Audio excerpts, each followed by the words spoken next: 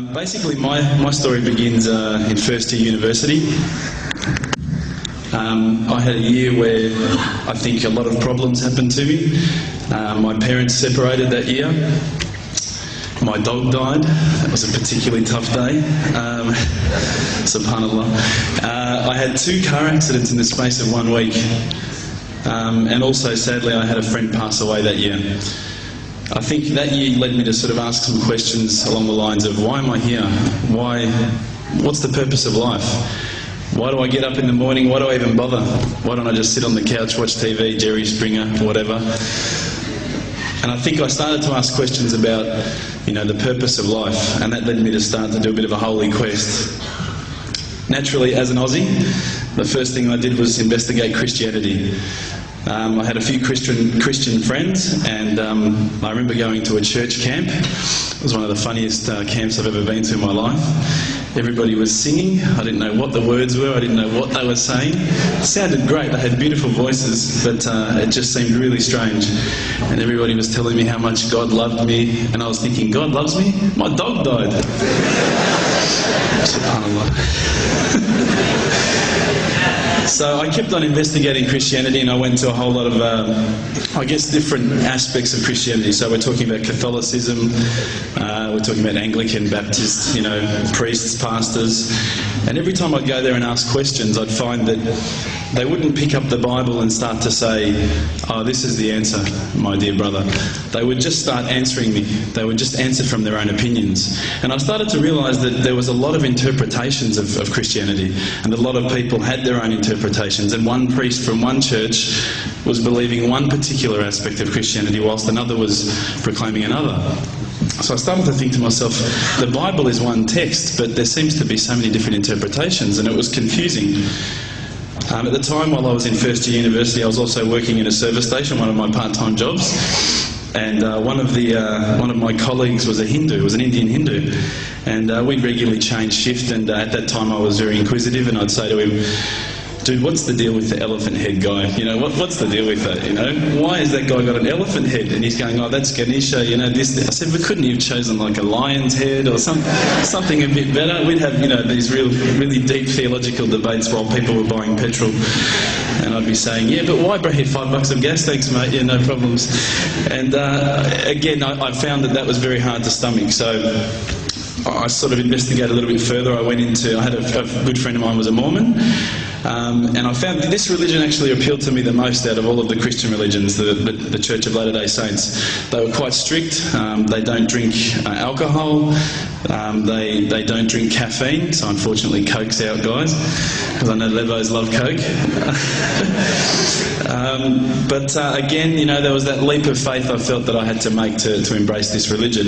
And I found that, I wasn't just into making a leap of faith. I wanted proof. I also investigated Judaism, would you believe? And my original name before Abu Bakr is Reuben. So if you've probably seen all the movies, you've seen Reubenstein. At the end, they probably thought I was Jewish, so they thought, oh, this guy's, one of us. But again, I just didn't find what I was looking for. Lastly, I probably looked into Buddhism, and I found that this was probably the religion that I was going to choose. I thought, look, this is great. There's so much. People at peace here. They seem to be really switched on, and they seem to be living one with the world, and that's what really appealed to me. But the more and more I looked into it, I guess I realised that it wasn't a religion of God. It was just a nice way to live. One of my friends, one of my close friends, who's a Christian, would you believe, said, tell me the religions that you've investigated. So I went through them. I said, Judaism, Christianity, Catholicism, Buddhism, Hinduism, He goes, what about Islam? Islam? They're terrorists. I'm not going to investigate that religion. They're crazy. Why would I even look at that religion? But lo and behold, I found myself walking into a mosque one day. This was my eternal quest. So I walked straight in, shoes on, straight across the prayer rug. There was a brother praying. I walked straight in front of him. As he went to go into sujood, I almost stepped on his head. SubhanAllah, I didn't have any clue what I was doing. I looked over and I saw this brother. You probably know this guy. This is Abu Hamza. He's come here and he's lectured a few times. SubhanAllah, I call him Abu Da'an because he's got a very large beard, mashallah. He came walking out towards me and I thought, today I'm about to die. This is the last day of my life. I'm a dead man. I'm a white boy in Lebland. What am I going to do here? I'm dead. He came walking across as though he just walked out of the Sahara Desert. Big abaya, big beard. But subhanAllah, the first words he said were, "G'day mate, how you going?" If only he had the can of VB, it would have been perfect.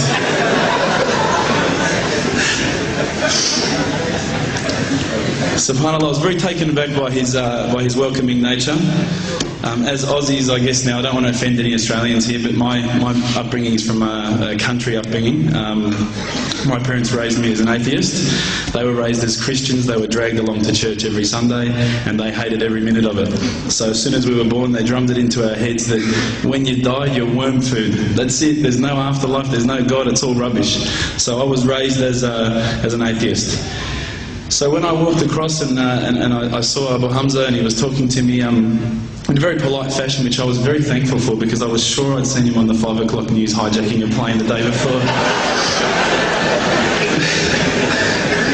Now, Aussies are hospitable, don't get me wrong, but Lebos are the most hospitable people I've ever come across. And as the brother Hamza was saying, these brothers were making me cups of tea, you know, and I honestly needed to keep going to the toilet every 5 minutes. They just kept putting tea in front of me, biscuits. I'd never seen anything like it.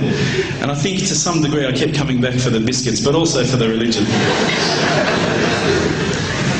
So when I sat down with these brothers, I actually started asking questions. I asked all the questions that I've asked of the priests, of the pastors, of my friends.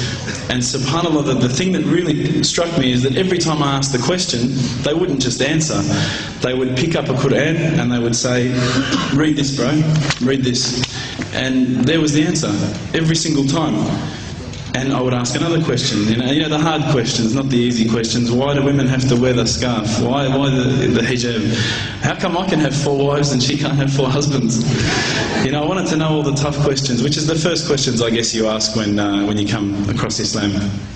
But lo and behold, they kept on answering the questions with the Quran, not from their own opinion. And I got frustrated with this.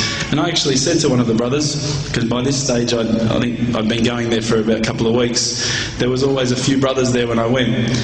And I said to one of the brothers, I said, you know, what's your opinion on the matter? Why won't you give me your opinion? And one of the brothers turned to me one day and said, how can I have an opinion when this is the word of God? SubhanAllah, I remember that really hit me.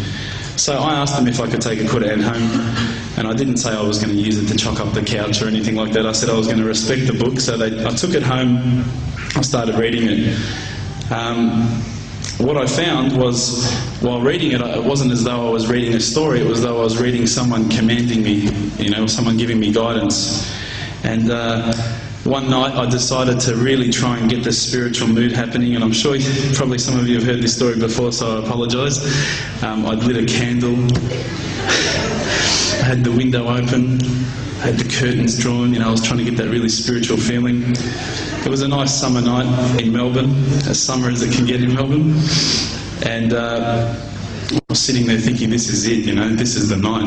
I'd been, you know, investigating all the spiritual proofs, all the scientific proofs about the fact that the mountains are the pegs, about, you know, how the embryo develops inside, you know, the woman, all these amazing proofs, but I still needed that little push. It's like I was on the edge of a cliff, I was ready to jump, I just needed a push. So I was sitting there, it was very quiet. I was reading Quran, I stopped. I said, Allah, this is my moment. This is the time I'm about to jump into Islam. All I need is just a sign. Just a little sign, nothing huge, maybe a bolt of lightning. You know, maybe half the house could fall down or something, you know, just small. It's small for you, man. You created the earth, come on. So I sat there. I was waiting for the candle to start lighting up to 4 metres high like in the movies. And I go, okay, go. And subhanAllah, nothing, absolutely nothing happened. I was really disappointed, to be honest. So I sat there and I said, Allah, this is your chance. I'm here. I'm not going nowhere. I'll give you another chance. Okay, maybe you're busy. You know, I know it's daytime over the other side of the world. There's a whole lot of stuff going on. Maybe this time it could just be like a car backfiring. You know, something small. All right, the half the house, the candle. Let's forget that. A bird could fart outside. I don't care. Just anything. So I said, okay, go. And subhanAllah, absolutely nothing happened. And I mean, I couldn't have even said, oh, that was it. That creep just then in the wall, that was it. Absolutely nothing happened. I was really disappointed. I was gutted. I was sitting there thinking, this is it, you know, this was my last chance, Islam, and I haven't found it. I pulled back the Quran, I turned back to where I was reading. SubhanAllah, the very next verse on the next page, for those of you who ask for signs, have we not shown you enough already? Look around you, look at the stars, look at the sun, look at water. These are the signs for the people of knowledge. SubhanAllah.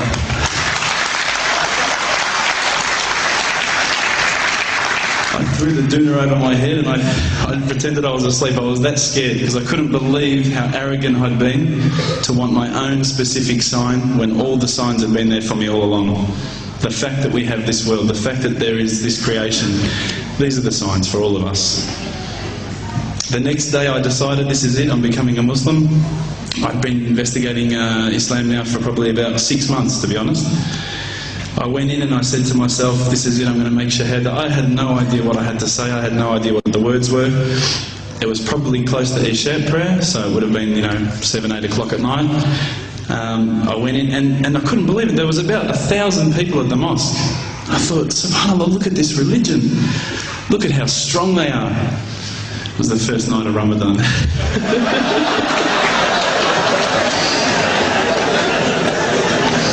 Ramadan Muslims. So I sat there and I was very nervous, I must admit. I got up and this person's going to me, you got to say these words, bro, Ashhadu. I'm going, what? Ash what? Can't I just say it in English? No, they say, no, you got to say it in Arabic. And I thought, looked out over the sea of beards that I could see in front of me, and I thought, if I get these words wrong, I'm a dead man. Again, I had this fear, And they were staring at me, and I don't know if you know this, but Australians can't stare. Lebanese people can stare. So I was sitting there, I was very scared. I got up, and subhanAllah, as soon as I started to say the words, all fear went out of my mind. It felt as though a shower was inside my head and someone had just turned on the cold tap. Felt like I'd been flushed clean. I said the words, and I wasn't expecting so many brothers to come up and yell, Takbir, Allahu Akbar, and start kissing me and hugging me. Now, I'd never been kissed by that many men in my life. But it was a beautiful day, I must admit. And that day was the day that I had more brothers than I could ever imagine, more sisters as well. But I guess since that day I've never looked back. My family, I think, initially were very worried that I was going to be, I guess, a little bit weird towards them. They thought that I was going to break out the AK-47s and the grenades. But they realised, I think, soon that this religion was actually making me a better person. Prior to Islam, you're not going to believe it, I had a mohawk. I did. I had, I'm not going to show you any photos. I had army greens, I had the Metallica t-shirt, I had the cherry docks. I was shocking, right? I thought I looked great, but I looked terrible. And alhamdulillah, ever since then I look as good as I do now. No, don't laugh, please. But my parents were the first people to actually say to me once, which really amazed me. They said, my father actually asked me for the Quran recently, which I was really happy about. I always thought he'd be one of the hardest people to work on. But he said to me, ever since you've been a Muslim, you've been a better person. You're more reliable. I can count on you to come and pick me up if my car breaks down. Whereas before I go, Dad, I was drinking last night. I don't know if it's still out of my system.